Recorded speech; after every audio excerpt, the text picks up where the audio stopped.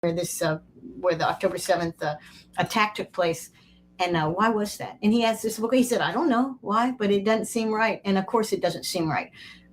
And as a result of that, they murdered probably 500,000, maybe 600,000 or 750,000 men, women, and children, starved them, making them sick, denying them health care, denying them shelter. All of this is inhuman. It is illegal. The UN has sat back with very few exceptions and tolerated it.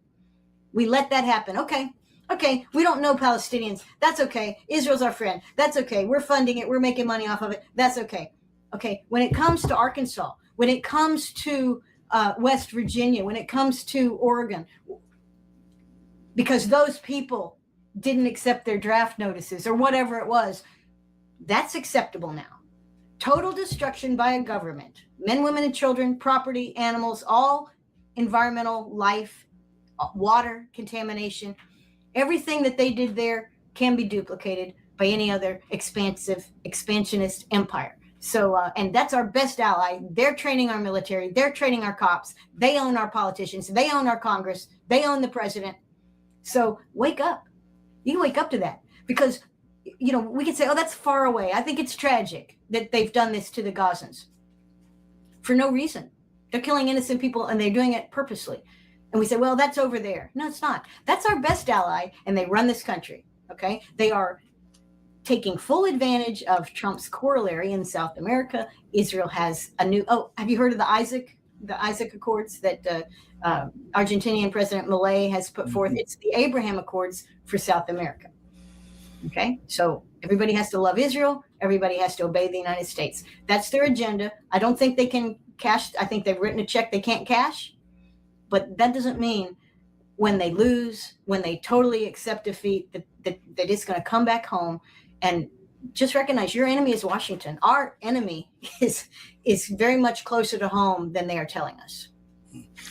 You hit this out of the park, Colonel. I got to get you back on soon. You hit this out of the park. I want to thank you so much for joining us on the show today. Don't forget to send me that, and I'll send you a copy of the video. I'll send you that Poverty Line article. It's very, very good, and I was educated by it because I hadn't paid much attention to that. I was shocked. Okay, and I'll send you the video. And be blessed, be safe, and thank you so much. Well, thank you. I appreciate it so much. Everybody listen, I want to thank each and every one of you for giving us your time today, because time is the most precious resource, because it's unrenewable. Remember I said that. So we hope that in return for your time, you've gotten an equal or greater payoff.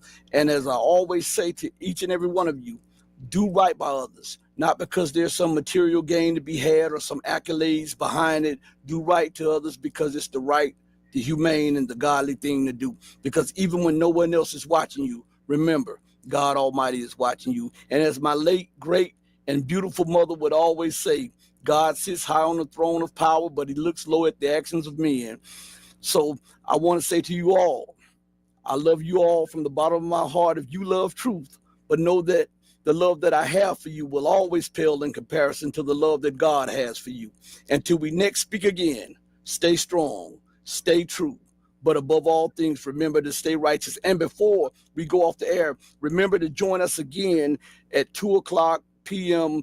Central Time, as we have CIA analyst Larry Johnson on the platform, and we'll be going into more stuff on the Russia situation, the Ukrainian situation. Hey, mama, your baby boy loves you more than life. Thank you, everybody, for joining me. Peace. We're out of here.